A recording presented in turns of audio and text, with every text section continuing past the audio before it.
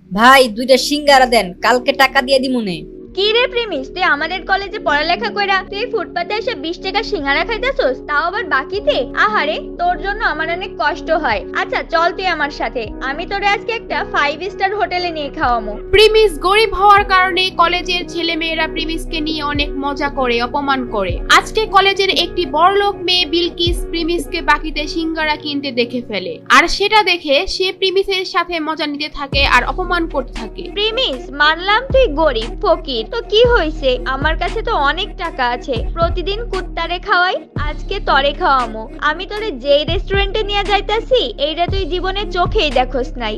বিলকিস প্রিমিসকে যে রেস্টুরেন্টে নিয়ে যাবে সেটার নাম শুনে প্রিমিস রাজি হয়ে যায়। প্রিমিসের কোনো ধারণাই ছিল না ওই রেস্টুরেন্টে যাওয়ার পর যে কি একটা ঝাটকা খেতে হবে, কারণ এই রেস্টুরেন্টের মধ্যে বিলকিসের বয়ফ্রেন্ড বসেছিল আগে থেকেই। বিলকিস, এই প্রিমিস তোমার সাথে কি করে? এই ফকিররে তোমার সাথে রেস্টুরেন্টে কেন নিয়ে আইছো? আজকে কুত্তার জায়গায় এই ফকিরনের পোলা প্রিমিস রে কি খাওয়াইবা নাকি? শান বেবি, এমনিই নিয়ে আসছি ওরে, ওই দেখুক আমাদের মতো বড় লোকেরা কত দামি রেস্টুরেন্টে খাওয়া দাওয়া করি, ওই বুঝুক ওর কোনো ক্ষমতাই নাই আমাদের সাথে মিশার। ও যে কয় টাকা মাসে কামায় তত দিয়ে রেস্টুরেন্টে একবেলা খাবারও পাওয়া যাবে না।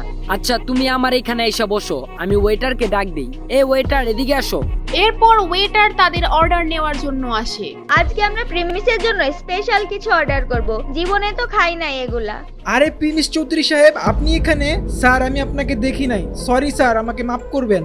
প্রিমিসকে দেখে ওয়েটার আশ্চর্য হয়ে যায় আর ওইখান থেকে চলে যায়, কিন্তু বিলকিস আর বিলকিসের বয়ফ্রেন্ড এটা দেখে একেবারে অবাক হয়ে যায়, আর তারা দুজনেই বুঝতে পারে না ওখানে কি হলো। প্রিমিস, তোমার এই ওয়েটার চৌধুরী স্যার কেন বললো? তার মানে কি তুমি এই হোটেলে আগেও আসছো? খুব তাড়াতাড়ি সব বুঝতে পারবে।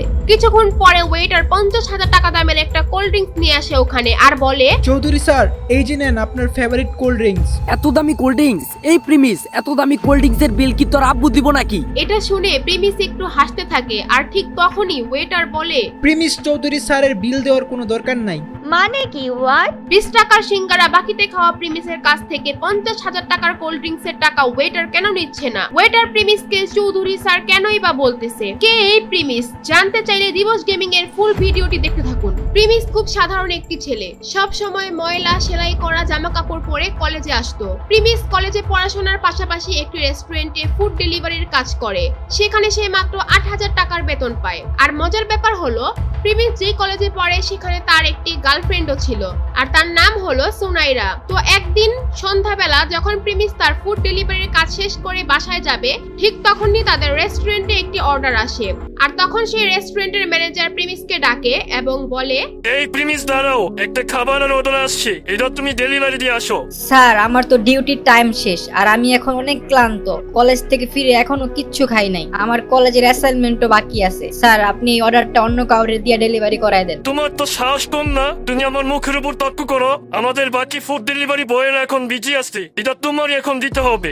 স্যার এখন আমার খুব দুর্বল লাগতাছে, না হলে আমি ডেলিভারিটা দিয়ে আসতাম, আর এই অবস্থায় সাইকেল চালা যেতে হয়তো আমি পারবো না। তোমাকে চাকরি দেওয়া আমার ভুল হয়েছে। কোনো কাজ দিলে তুমি এমন ফালতু অজুহাত দেখাও, চাকরি থেকে বাদ দিলে তখন দেখা যাবে চাকরি কোথায় পাও। তুমি চালো আমার বাইকটা নিয়ে খাবারটা পৌঁছে দিয়ে আসো। আচ্ছা ঠিক আছে, আমি যাচ্ছি। প্রিমিস এই ক্ষুধার্ত শরীর নিয়েও খাবার ডেলিভারি দিতে রাজি হয়। যদিও তার কাজের সময় শেষ হয়ে গিয়েছে, তারপরেও ম্যানেজারের কথায় তার চাকরি হারানোর ভয়ে সে যেতে বাধ্য হয়। তাই সেই কথা চিন্তা করে রেস্টুরেন্ট থেকে খাবার নিয়ে বের হয় ডেলিভারি দেওয়ার জন্য। A few moments later. আরে কত সুন্দর বাইক! ইস, এরকম একটা বাইক যদি আমার থাকতো, এই বাইক দিয়ে সোনাইরাকে নিয়ে ঢাকা শহরে অলিতে গলিতে নিয়ে ওকে ঘুরতাম।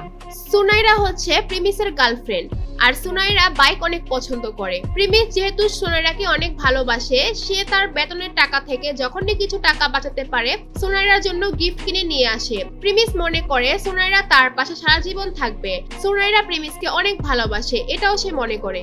আর তারপর প্রিমিস ফুড ডেলিভারি দেওয়ার জন্য তার গন্তব্যে পৌঁছে যায়, আর সেটি ছিল একটি দামি হোটেল। হোটেলের ভিতর যখনই রুমে নক করে, আর তখন ভিতর থেকে দরজা খুলে দেয় একটি মেয়ে। সেই মেয়েটি আর কেউ নয়, সেটি ছিল প্রিমিসের গার্লফ্রেন্ড সুনাইরা। আরে সোনাইরা, তুমি এখানে কি করতেছো? তোমার সকাল থেকে মেসেজ দিতাছি, ফোন দিতাছি, কোনো রিপ্লাই নাই। আচ্ছা ওয়েট, তুমি কি খাবার অর্ডার দিছো? আর তুমি হোটেলে কি করতেছো তোমার বাসায় রাইখা? এই ডেলিভারি বয়ের সাথে তো কিসের কথা?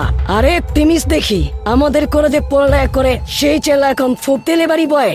সুনাইরার সাথে এখন যাকে যাকে দেখছেন সে হচ্ছে রাসেল। প্রিমিসরা যেই কলেজে পড়তো সেই কলেজের ম্যানেজমেন্টের দায়িত্বে থাকা একজন বড় লোকের ছেলে। সেও ওই কলেজেই পড়ালেখা করে। সুনাইরা, তুমি এখানে কি করতেছো ওর সাথে? তুমি আমার মেসেজে রিপ্লাই দিচ্ছ না, ফোন ধরতেছো না, আর এখন তুমি এখানে বসে আছো ওর সাথে। সুনাইরার তখন আর কিছু লুকানোর থাকে না, তাই সুনাইরা বলে, তোর সাথে আমার ব্রেকআপ। তোর মতো ফকুন্নি ছেলেদের সাথে ওদিন রিলেশন করছি, এটা তোর ভাগ্য। তোর তো একটা বাইক কেনার সামর্থ্য নাই, আমাকে কোথাও ঘুরতে নিয়ে যাস না। তোর মতো ফকিনের পোলার সাথে কে রিলেশন রাখবে রে? প্রিমিস সুনাইরার কথা শুনে যেন তার মাথায় আকাশ ভেঙে পড়লো। প্রিমিস সুনাইরাকে নিয়ে এত স্বপ্ন দেখতো, আর সেই সুনাইরা তার সাথে এই কাজ করলো। প্রিমিস একদম নীরব হয়ে ওইখান থেকে চলে আসতে থাকে। সারাদিন না খাওয়া, তার মধ্যে এত বড় ধাক্কা, সে একদম ভেঙে পড়ে। আর ঠিক তখনই কাহিনীতে আসে নতুন টুইস্ট। তার ফোনে একটি মেসেজ আসে, আর সেখানে লেখা থাকে প্রিমিস চৌধুরী আজকে থেকে তার অভাবী জীবন থেকে মুক্ত, আর তার ব্যাংক অ্যাকাউন্টে 500 কোটি টাকা অ্যাড হয়েছে, এবং সে তার পরিবারের গরিবী পরীক্ষায় পাশ করেছে। আপনারা হয়তো ভাবছেন এটা আবার কিসের পরীক্ষা। চৌধুরী ইন্ডাস্ট্রির একমাত্র ছেলে ছিল প্রিমিস। তাদের চৌধুরী পরিবারের একটা নিয়ম ছিল, তাদের পরিবারের ছেলেদের তারা ছোটবেলা থেকেই সমস্ত সম্পত্তি ও টাকা পয়সা থেকে বঞ্চিত করে দেয় এবং গরিব অবস্থায় ছেড়ে দেয়। একটা সময় গিয়ে যখন তাদের 21 বছর বয়স পূরণ হয়, তখন তারা তাদের সমস্ত সম্পত্তি ফিরে পায়। আর সেই দিনটি ছিল আজকে। কি হবে এখন? কি করবে এখন প্রিমিস? কি হতে যাচ্ছে প্রিমিসের সাথে? এগুলো জানতে চাইলে দিবস গেমিং এর ইউটিউব চ্যানেল সাবস্ক্রাইব করে নোটিফিকেশন বাটন বাজায় রাখেন, কারণ আগামী পর্ব এখানেই পেয়ে যাবেন। আর যারা দিবস গেমিং এর সাথে লাইভে গেম খেলতে চান, অ্যাড হতে চান, তারা দিবস গেমিং এর ফেসবুক পেজটি ফলো করে দিয়ে আসেন। ডেসক্রিপশন আর পিন কমেন্টে লিংক দেওয়া আছে, চালু করে ফলো দিয়ে আসেন।